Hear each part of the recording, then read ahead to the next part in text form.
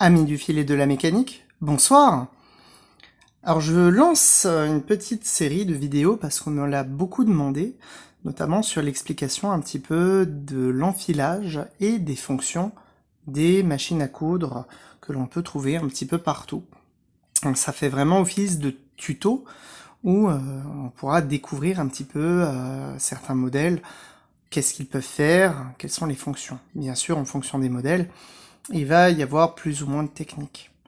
Là, j'ai choisi de commencer par la 1481-7 de Juki, parce que c'est une machine que j'aime quand même beaucoup. C'est une double entraînement par griffe et pas par aiguille, et parce que elle est commune avec d'autres machines. Je vais donc un petit peu vous montrer comment on enfile et un petit peu quels paramètres on peut venir toucher sur la machine. Vous allez voir, ça va être bien. Pour commencer, on va regarder comment on va effectuer une canette. Pour cela, après avoir posé son fil sur la potence, je viens ici prendre mon fil et je vais le passer dans le petit bloc tension qui est juste là.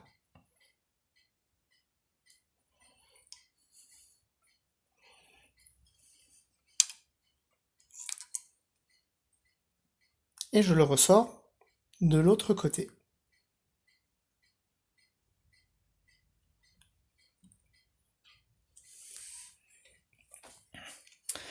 Je vais prendre ma canette qui a soit des perforations, soit juste un petit trou.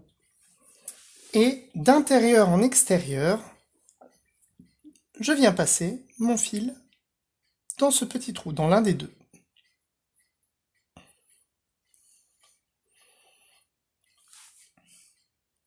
Du côté où je ressors, je viens poser ma canette sur le dévidoir. Je peux alors retirer un petit peu mon fil. Je vais pousser ma canette en maintenant le dévidoir sur la droite jusqu'à arriver au fond.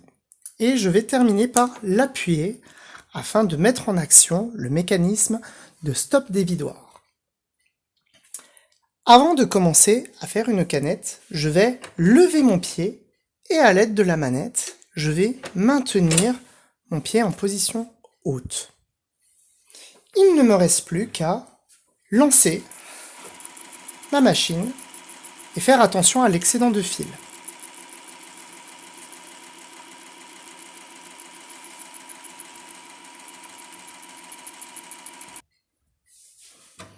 Une fois que ma canette est pleine, mon dévidoir va se déclencher automatiquement.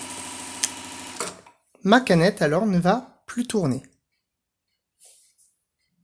Je peux alors redescendre mon pied de biche.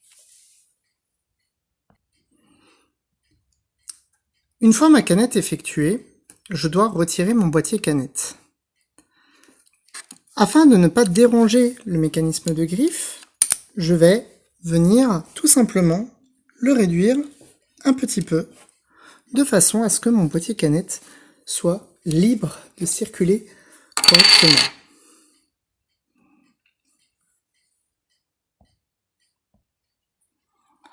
Ma canette doit toujours aller dans le sens des aiguilles d'une montre lorsque je tire le fil.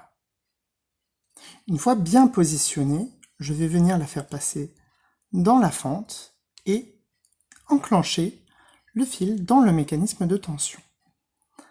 Attention, en fonction de l'épaisseur de mon fil, je vais venir régler la petite vis de réglage de la tension interne.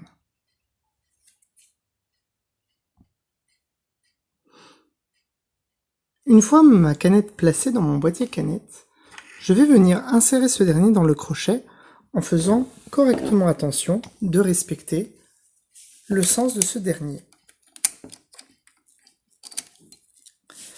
Ici, mon boîtier canette n'est pas encore bien enclenché. Il faut que je l'appuie jusqu'à entendre le clic. Maintenant, je sais que mon boîtier canette est prêt à l'emploi. Avec de l'entraînement, il n'y aura pas besoin de basculer sa machine vers l'arrière et nous pourrons passer directement par le dessous de la table pour aller enclencher le boîtier canette. Pour passer son fil correctement, sur la tige supérieure, je vais aller à chaque fois de droite à gauche dans chacun des trous. Cela permettra de défaire d'éventuels nœuds qui peuvent se faire lorsque le fil se déroule de sa bobine.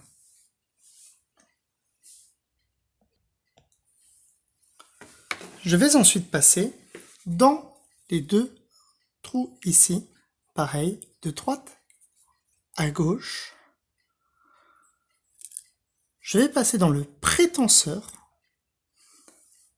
et enfin dans le petit trou juste en dessous.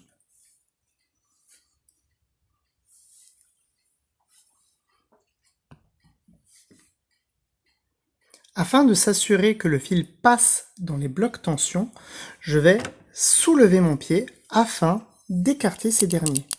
Si mon pied était baissé, ces derniers seraient fermés et je risque de ne pas correctement passer le fil dans les blocs tension.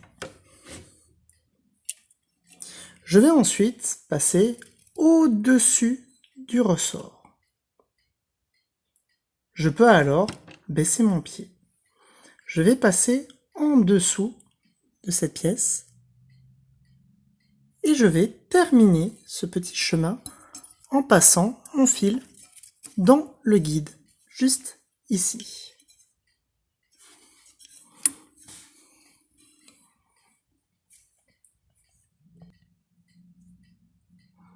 Si cela n'est pas encore fait, je vais remonter mon aiguille afin que la bielle tenseuse soit au point le plus haut.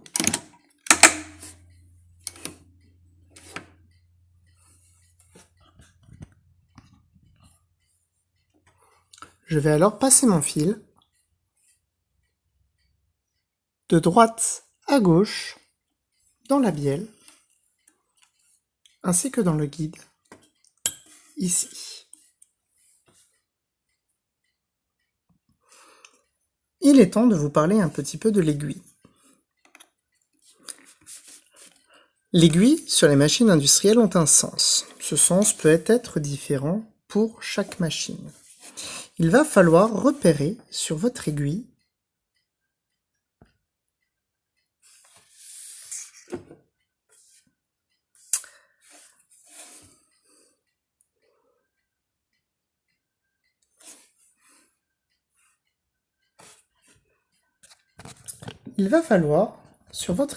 repérer différentes choses.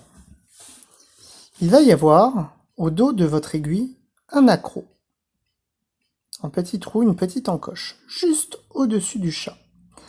À l'avant, il y a une longue rainure. Sur votre machine, il faudra toujours veiller à ce que l'accroc de l'aiguille soit du côté droit et la rainure sur votre gauche. Je fais bien attention à ce que l'aiguille aille au fond avant de la régler.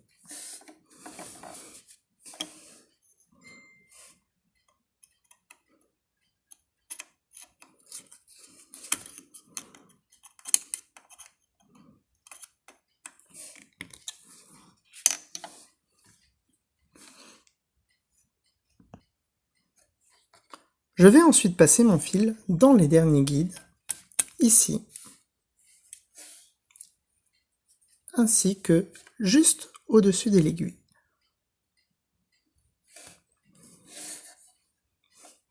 Enfin, j'enfile toujours mon aiguille de gauche à droite.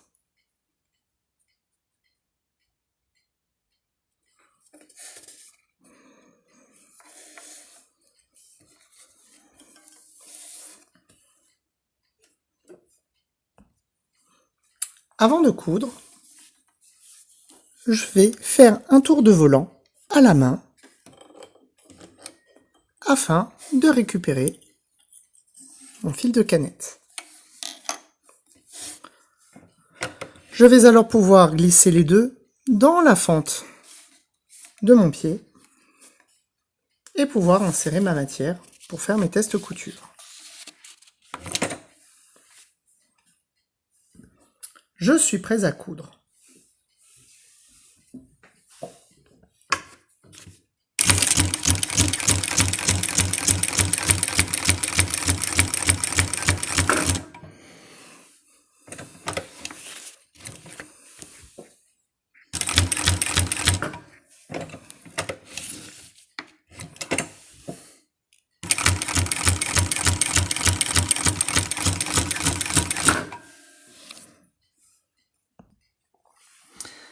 Bon, alors la 1481, elle dispose d'énormément de choses, hein.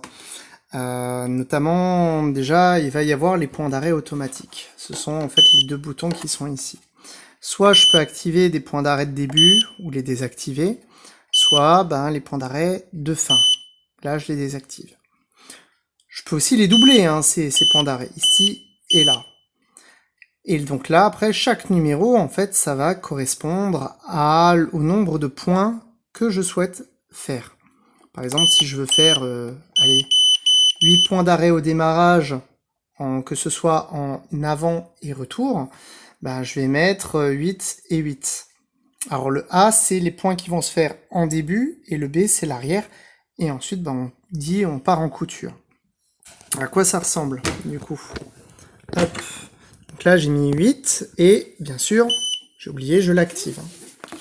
Hop. On soulève le pied.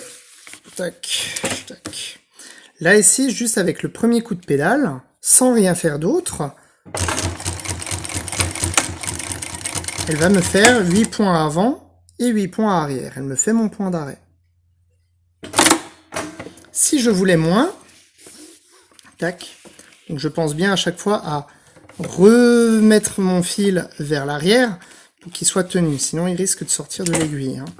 Voilà. Si maintenant, sur ma machine, j'avais plutôt mis 4 et 4, c'est généralement un petit peu le standard, hein. Hop, ici, au premier coup, elle va uniquement me faire 4 points d'arrêt. Hop, là j'ai mis 8 points, là j'ai mis 4 points. Tac. Je peux donc aussi, c'est ce que j'ai dit tout à l'heure, hein, les doubler. Là ici, je double mes points d'arrêt. Ici, donc je suis toujours en 4, je lance ma machine, 1, 2, 3, 4, 4, 4, 4, et je pars en couture.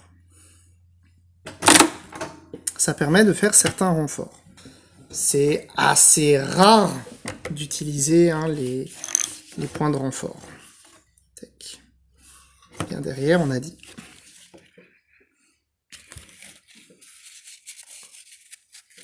C'était là, pardon.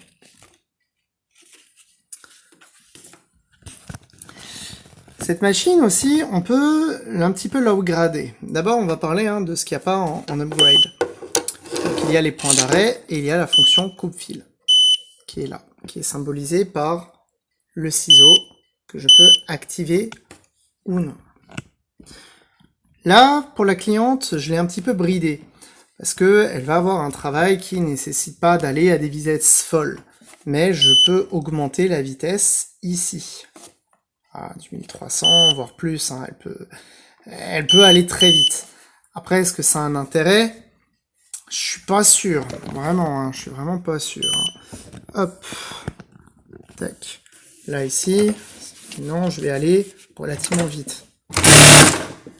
Voilà. Mais est-ce que ça a un intérêt? Je suis vraiment pas sûr. Hop. Le fil, on a dit, vers l'arrière. Sinon, on va avoir des soucis. Ceci, c'est la fonction de positionneur. Je peux choisir aiguille plantée. Là, mon aiguille vient de bouger, elle vient de se planter. Si je rappuie, voilà, elle va me faire du point par point. Ça, c'est le démarrage lent. Ici, c'est symbolisé par ça.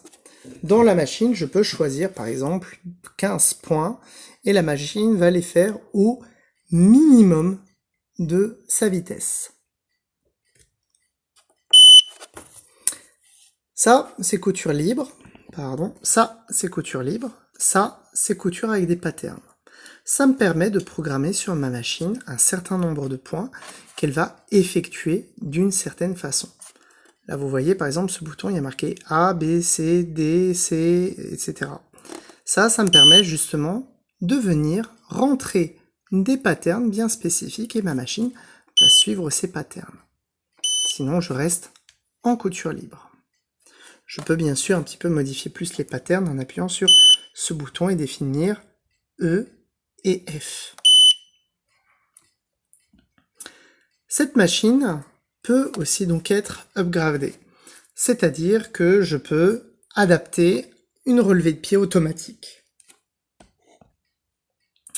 Je peux par exemple dire que dès que mon aiguille, je m'arrête de coudre, mon pied se relève. C'est la fameuse fonction pivot. Là, ça ne me sert à rien de l'activer puisqu'il n'y a pas cette option de base sur cette machine. Cette option n'est que sur d'autres machines un petit peu plus perfectionnées. Je peux aussi, toujours dans les upgrades possibles à avoir la relevée de pied automatique après un coupe-fil. C'est-à-dire que ma machine, quand je vais lancer un coupe-fil, elle va automatiquement me relever le pied. Ici, je vais avoir la longueur de pointe. Pour changer la longueur de pointe sur une machine industrielle, il est toujours conseillé de mettre cette barre-là à peu près à l'horizontale. C'est la marche arrière manuelle. Il y a une marche arrière électronique sur cette machine, ainsi qu'une marche arrière manuelle. En faisant ça, je peux venir plus facilement changer mes points, tout simplement. Je peux aller jusqu'à quasiment du 1 cm en longueur de point. Ici, je vais avoir deux boutons qui vont être plus ou moins importants. Celui-là et celui-ci, qui ont les mêmes valeurs. Cela va me permettre de changer ce qu'on appelle le piétinage. Là, celui-là, je peux le baisser un petit peu, mais je ne peux pas réellement le relever. C'est à cause de lui. Lui, ici, par exemple, il est à 2,5. Si maintenant, je le tourne, tac, et qu'on va à 5, subitement, celui du bas, je vais aussi pouvoir le monter jusqu'à 5, mais pas plus. Là, il commence à bloquer. Qu'est-ce que le piétinement? Encore une fois, nous sommes sur une machine double entraînement.